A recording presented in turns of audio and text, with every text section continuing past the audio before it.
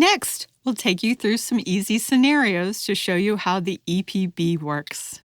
This demonstration is simply to show you how the machine operates and produces the information you'll need to direct each voter. In your in-person class, you'll experience helping voters with different situations. We hope this will help you get comfortable with the electronic poll book and printer. You're now ready to meet your first voter. She's come into the polling location with her Ohio driver's license to use as ID. The first step is to greet the voter. Good morning. Good morning. May I have your ID? If a photo ID, ensure it's valid by checking against the criteria in a guide to valid photo IDs. If a non-photo ID, ensure it's valid by checking against the criteria in a guide to valid non-photo IDs.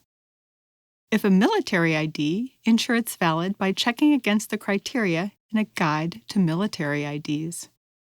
If the ID is expired or does not meet criteria, ask for another form of ID. If no other form of ID is available, follow the steps in the Assisting Provisional Voters section.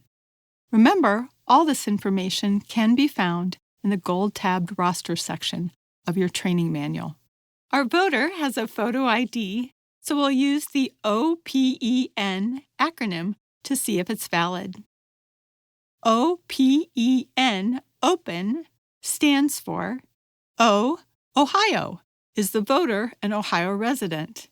P, photo. Does the person look like the ID photo?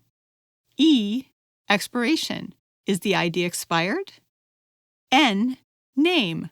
Does the name match the voter's name on the EPB? You can find a guide to acceptable name matches in the gold roster section of the manual as well.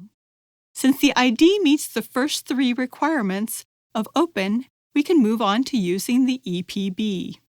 Select Scan Barcode on the EPB screen. Voter will place the photo ID with barcode facing up beneath the camera, located at the back of the EPB towards the bottom right corner, until you hear a beep. The voter's information will appear on the screen. Next, check the name on the ID against the name on the electronic poll book to ensure it's an acceptable match. Coretta Winslow's name on your Ohio driver's license and the name on the electronic poll book are an acceptable match. Return the voter's ID. Ask the voter to state her name and current address. May I get your name and current address? Coretta Winslow, and I live at 1284 Hope Avenue. She states her name is Coretta Winslow, and she lives at 1284 Hope Avenue.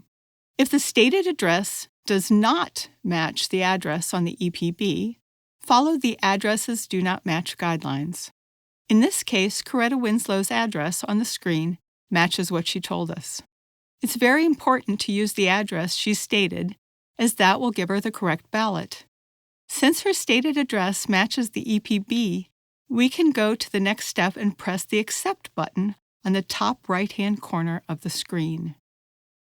The next screen is where the voter will sign their legal signature.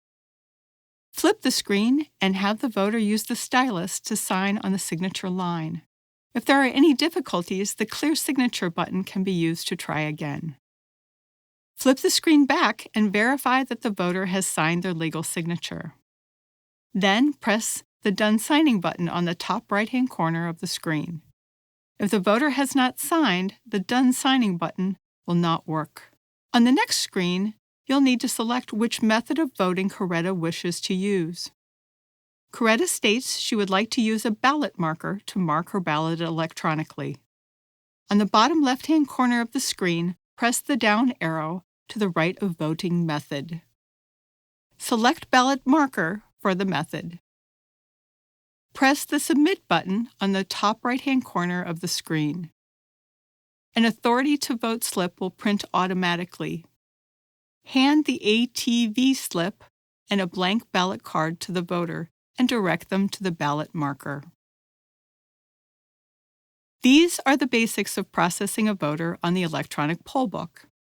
Next, you'll meet a few other voters with different situations and learn additional skills to assist those voters.